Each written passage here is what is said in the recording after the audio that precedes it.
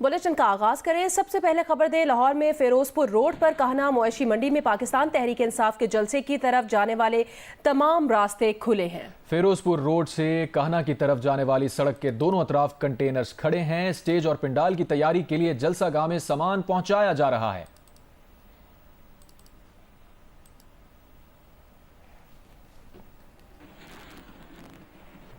लाहौर में पीटीआई की जलसागाह में स्टेज के लिए लाया जाने वाला कंटेनर रिंग रोड पुल के अंडरपास में फंस गया है। कंटेनर को अंडरपास से गुजारने के लिए कोशिशें की जा रही हैं। तफसील बताएंगी जियो न्यूज़ की नुमाइंदा उम्मे फरवा।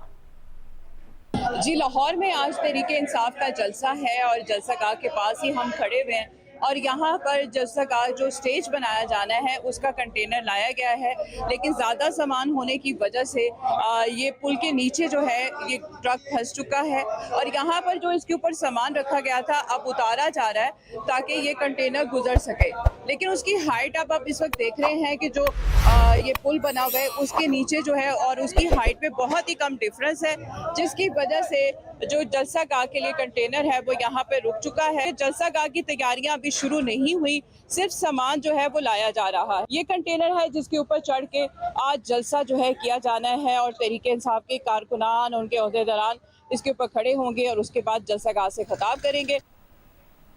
पंजाब हुकूमत ने तहरीक इंसाफ को कवायद और ज़वाबित के साथ आज लाहौर में जलसे की इजाज़त दे दी है।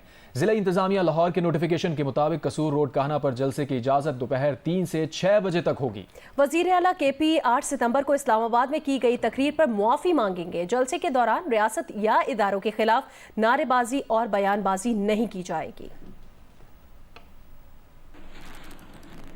लाहौर में पीटीआई के जलसे के लिए मुंतज़मीन से तहरीरी यकीन दहानी जमा करवाएंगे कि किसी भी नागहानी सूरत हाल में जलसे की मुकम्मल जिम्मेदारी लेंगे। इस्लामाबाद जलसे में नफरत अंगेज़ तकरीरों के इल्ज़ाम में ज़ेर समात तमाम अफराद को जलसे में शिरकत की इजाज़त नहीं होगी। कोई इश्तिहारी मुजरिम जलसे में या स्टेज पर नज़र नहीं आएगा। जलसे में कोई अखवान परचम नहीं लहराया जाएगा और कोई अखवान बेस्ड अफरादी कुव्वत जलसे में नहीं लाई जाएगी। किसी इश्तिहारी या मुजरिम का ऑडियो या वीडियो पैगाम नशर नहीं किया जाएगा। मुंतज़मीन जलसे के गिर्द बैरूनी दीवार पर कांटेदार तार और टेंट शीट लगाएंगे। जलसे के दौरान किसी को कारोबार बंद करने पर मजबूर नहीं किया जाएगा। सड़कों और गलियों में कोई जुलूस या रैली नहीं निकाली जाएगी। किसी को डंडे लेकर जलसे में दाखिल होने की इजाज़त नहीं होगी। कोई इस्तकबालिया डेस्क कायम नहीं किया जाएगा। बवक्ते ज़रूरत ज़िले पुलिस मखसूस मुकामात पर इस्तकबालिया डेस्क कायम करने की इजाज़त देगी। जलसे में सिक्योरिटी इंतजामात मुंतज़मीन के जिम्मे होंगे। PTI chairman barrister Gohar Ali Khan ने कहा कि इंतजामिया रास्तों में कोई रुकावट खड़ी ना करे। रुकावटें ना होने पर अवाम वक्त पर पहुंचेंगे और हम जलसा बर वक्त खत्म कर सकेंगे। पाकिस्तान तहरीक इंसाफ को ज़िले इंतजामिया लाहौर की तरफ से 21 सितंबर बरोज़ हफ्ता के लिए NOC जारी हो चुका है। मैं ज़िले इंतजामिया का मशकूर हूँ। मैं उनसे फर्दर दरख्वास्त करूँगा कि किसी किस्म की रुकावट खड़ी ना करे ताकि अवाम जलसागाह तक बासानी पहुँच सके और हम इस प्रोसेस को वक्त पे कंप्लीट कर सके। मेरे पाकिस्तान तहरीक इंसाफ के सारे वर्कर और सपोर्टरों से दरख्वास्त है, मेक श्योर करें कि आप 1 बजे जलसागाह तक पहुँचे ताकि इस प्रोसेस को हम वक्त पे कंप्लीट कर सके। ये खान साहब की आवाज़ है। लाहौरियों से दरख्वास्त है, पंजाब के सारे लोगों से दरख्वास्त है कि इसमें ज़्यादा से ज़्यादा शिरकत करें। सुप्रीम कोर्ट ने एक फैसले में कहा है कि पार्लियामान का कानून साजी का इख्तियार आइन में दी गई हुदूद के ताबे है। पार्लियामेंट और सूबाई असम्बलियों को आर्टिकल 142 कानून साजी का इख्तियार देता है। पार्लियामेंट ऐसी कानून साजी भी कर सकती है जिसका माजी से इतलाक होता है। कवानीन के माजी से इतलाक होना आइन से मशरूत है। लफ्ज आइन से मशरूत का मतलब है कानून साजी आइन में दी गई हुदूद के मुताबिक ही मुमकिन है। टैक्स मुकदमे में 41 सफ़ात का फैसला जस्टिस मंसूर अली शाह ने तहरीर किया। फैसले में कहा गया है कि आइन पार्लियामान पर पाबंदी आयद करता है कि आर्टिकल 9 और 28 मुकदमात दिए गए हुकूक ख़त्म नहीं किए जा सकते। आर्टिकल 12 के मुताबिक फौजदारी मामलात में कवानीन की माजी से इतलाक नहीं हो सकता। सिर्फ आइन शिकनी से मुतालिक फौजदारी मामला कानून का लदम करार देते हुए इनकम टैक्स ऑफिसर्स की अपीलें जुज़वी तौर पर मंजूर कर दी हैं।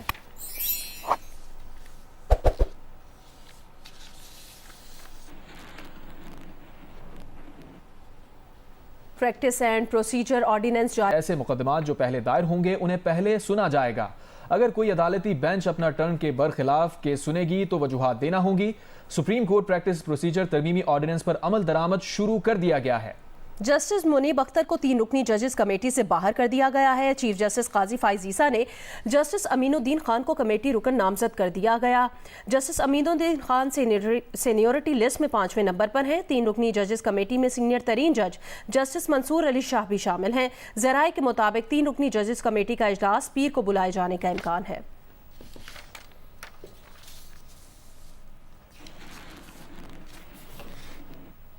तहरीक इंसाफ के रहनुमा बैरिस्टर अली जफर ने कहा है कि प्रैक्टिस एंड प्रोसीजर ऑर्डिनेंस पर कोई मसला नहीं, लेकिन हुकूमत की नीयत पर सवाल उठता है।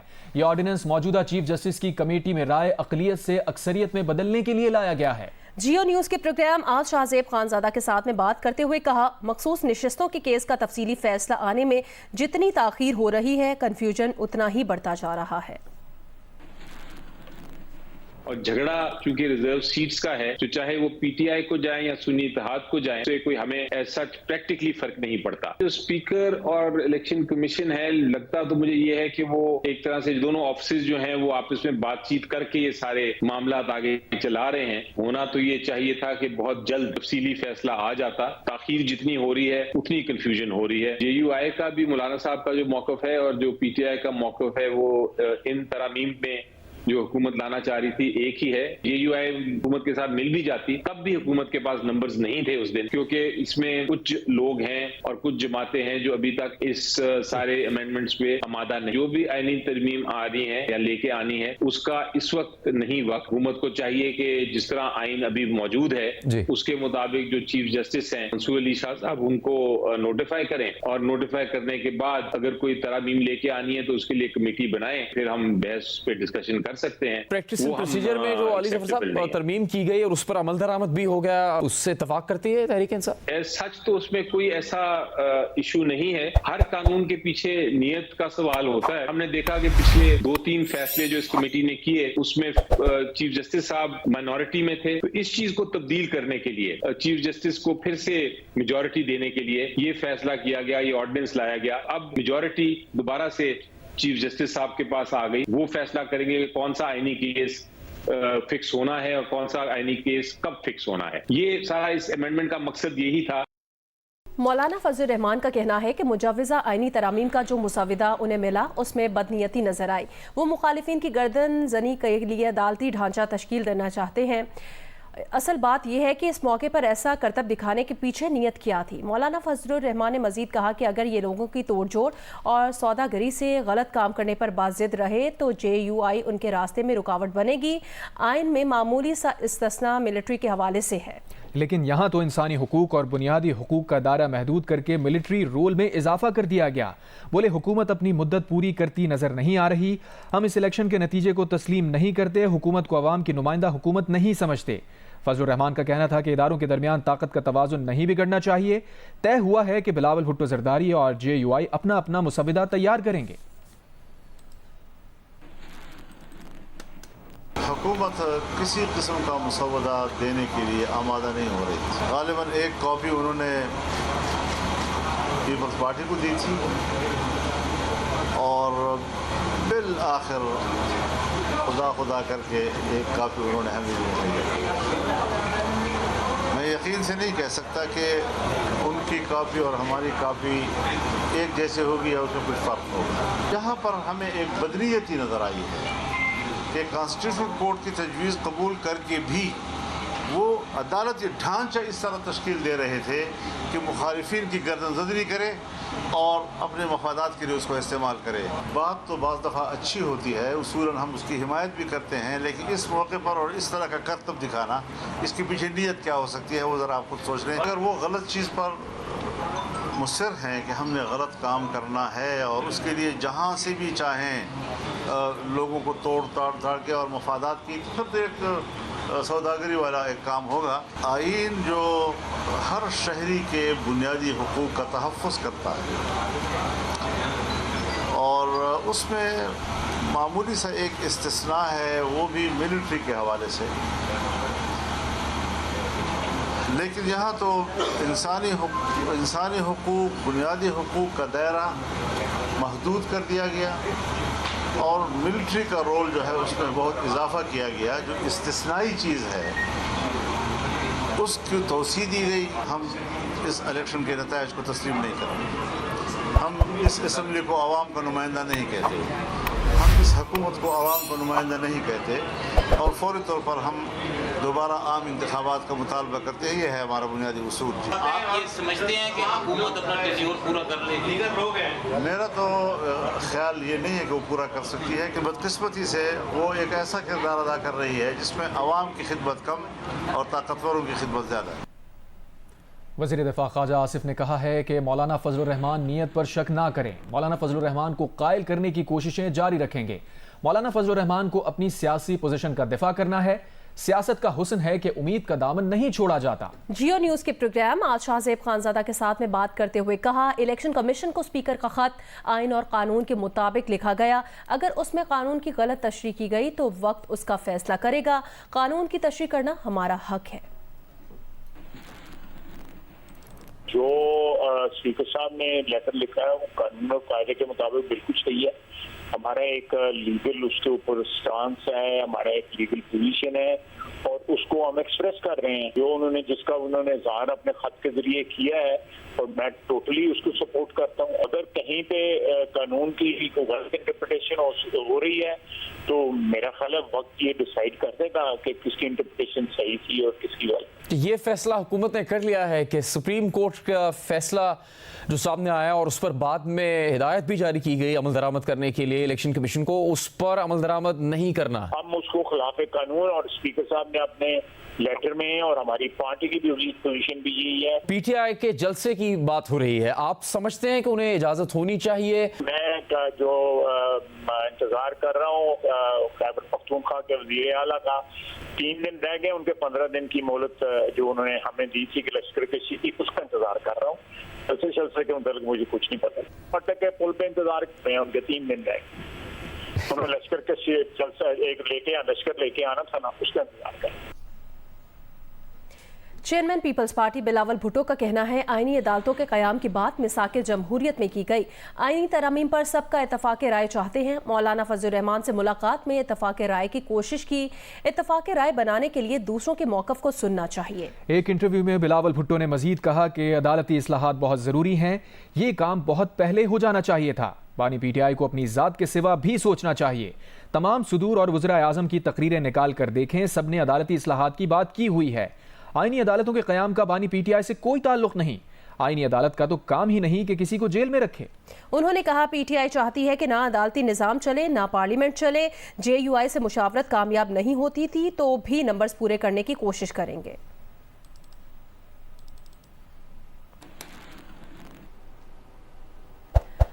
अफगान शहरियों का जाली मेडिकल वीज़ों पर पाकिस्तान से दीगर मुमालिक जाने का इंकशाफ हुआ है। इमिग्रेशन ज़राए का कहना है, मेडिकल वीज़े पर आए 9 अफगान शहरी कराची से जापान और अमेरिका जाते हुए गिरफ्तार किए गए हैं। इस पर मजीद भी डिटेल्स हासिल करते हैं नुमाइंदा खुसूसी अफजल नदीम डोगर से। अफजल बताइएगा क्या डिटेल्स हैं?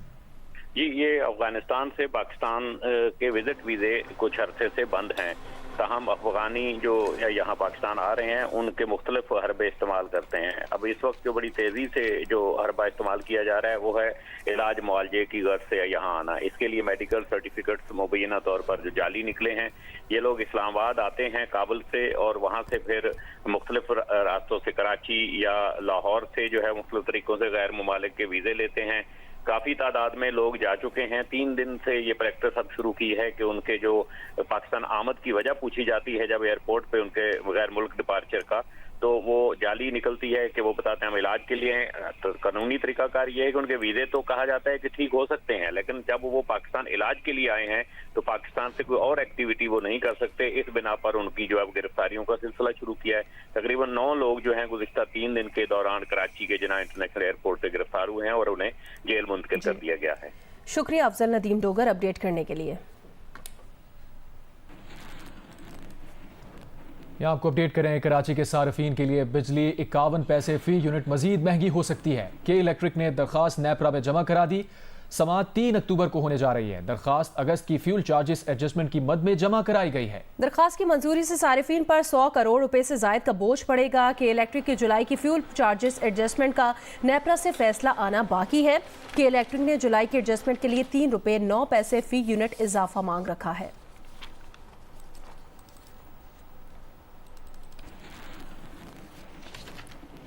वजारत तवानाई के ज़राए का कहना है मुनाफे में कमी के लिए 100 के करीब IPPs के साथ बातचीत जारी है।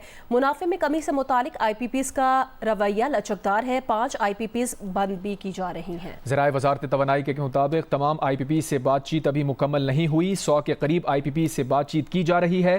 ज़राए के मुताबिक मुनाफे में कमी से मुतालिक IPPs का रवैया लचकदार है, तहम IPPs के मुनाफे में कितनी कमी होगी इस पर वर्किंग जारी है। ज़राए वजारत तवानाई के मुताबिक ज़रूरी नहीं तमाम IPPs से बातचीत के नताइज का एक ही बार ऐलान हो। जिन IPPs से बातचीत हतमी होगी उसका ऐलान किया जाएगा।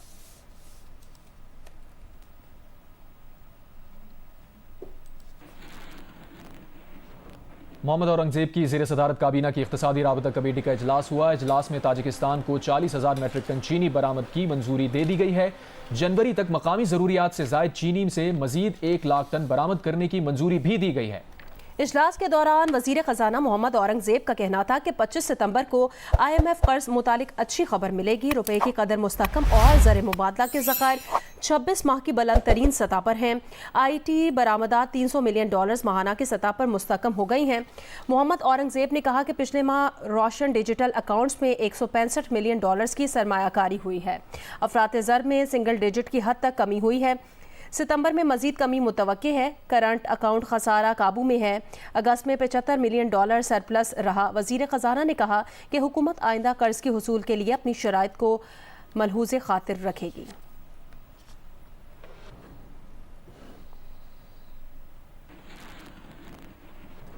जनूबी वज़ीरिस्तान के डिस्ट्रिक्ट हेडक्वार्टर अस्पताल वाना में गुज़िश्ता 15 रोज़ से तनख्वाहें ना मिलने के बायस डॉक्टर्स का एहतजाज जारी है। मज़ीद बता रहे हैं नुमाइंदा जी न्यूज़ आदम खान वज़ीर। जी, मैं इस वक्त मौजूद हूँ डिस्ट्रिक्ट हेडक्वार्टर अस्पताल वाना में। यहाँ पर गुज़श्ता 15 दिनों से तनख्वाहें न मिलने के बाद डॉक्टरों ने एहतजाज का सिलसिला शुरू कर दिया गया है।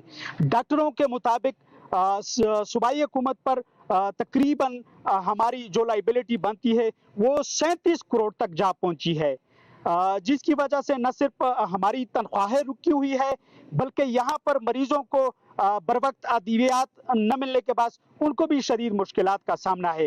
इस वक्त हमारे साथ डिस्ट्रिक्ट हेल्थ मैनेजर मौजूद है, उनसे बात करते हैं कि वो क्या कहते हैं। इस वक्त सबसे बड़ा मसला जो हमें है वो ये है कि गवर्नमेंट तरफ से फंडिंग में डिले है, तो हम गवर्नमेंट से मुतालिबा करते हैं कि हमारे फंडिंग के प्रोसेस को भी एक्सपीडिएट किया जाए और टाइमली जो है हमें फंडिंग की जाए।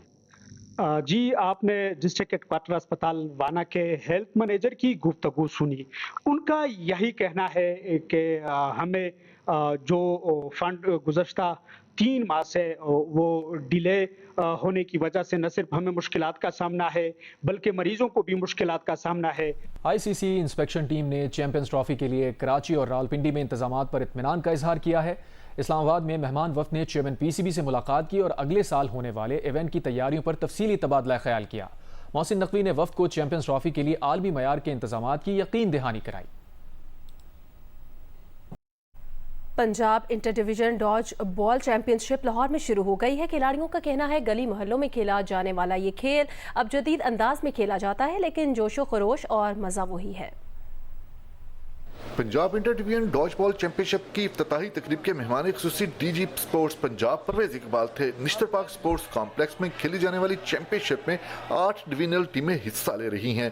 पंजाब की सतह पर पहली मरतबा इवेंट का इनेकाद किया गया है। मुंतज़मीन का कहना है कि जल्द कौमी सतह पर भी इवेंट का इनेकाद होगा। खिलाड़ियों का कहना है कि बचपन में एक दूसरे को गेंद मारने का खेल खूब खेला है, अब जदीद अंदाज में डॉज बॉल से लुत्फानंदोज हो रहे हैं। फास्ट गेम है, ठीक है, मुख्तलिफ सिटी में इनको ज़्यादा फैलाया जा रहा है तो ज़्यादा टफ गेम है। पहले हम गोला कैदी का खेलते थे बचपन में, तो जो है ना ये इंटरनेशनल सतह पे तो गेम है बड़ी, पाकिस्तान में ये अवेलेबल नहीं थी। विलेज में खेलते थे कि ये उसमें ये हम कैदी कहते थे और इसमें अब डॉज बॉल आ गई है, तो इसमें और उसमें कोई इतना डिफरेंस नहीं है। इंटरनेशनल पे बहुत अच्छे लेवल पे खेली जा रही है, लेकिन यहाँ पे भी ऐसे इवेंट होने चाहिए कि हम भी चाहते हैं कि हमारे में कुछ प्लेयर हम खुद निकलें।